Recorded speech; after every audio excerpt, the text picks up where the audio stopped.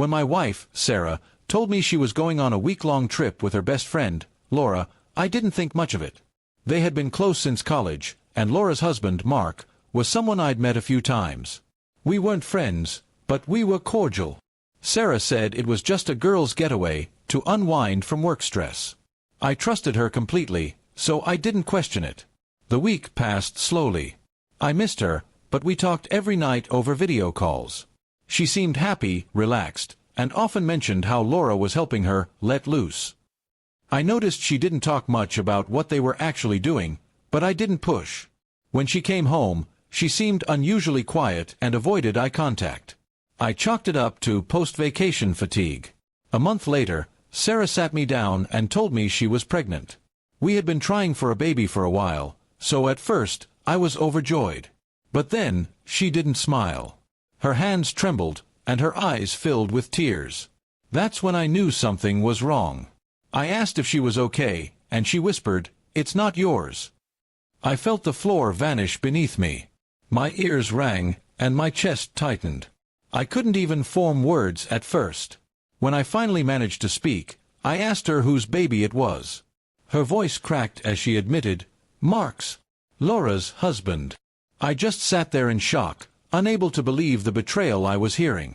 She explained that during the trip, Laura had to leave for 2 days for a family emergency, and Mark showed up to keep Sarah company.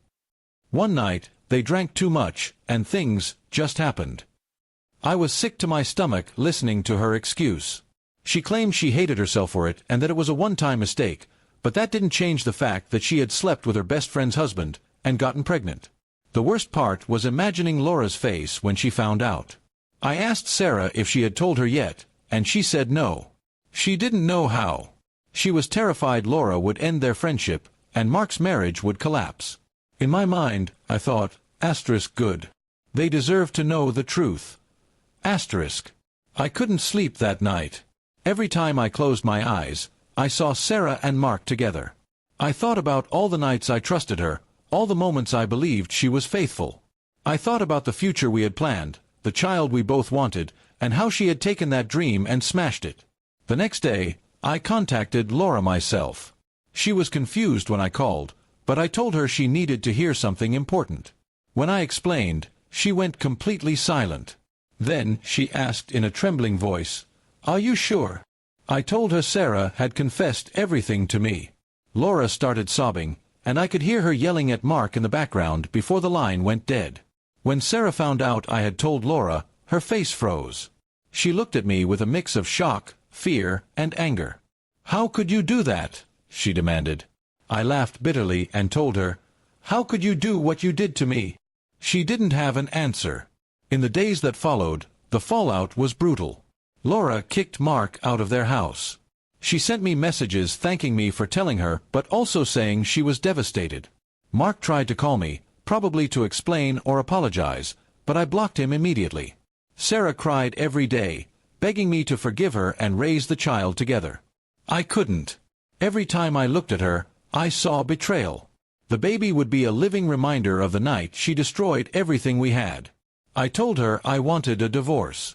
She accused me of abandoning her in her darkest moment, but I reminded her that she had abandoned us first. A month later, I moved out. I left her the house because I didn't want anything that had her fingerprints on it.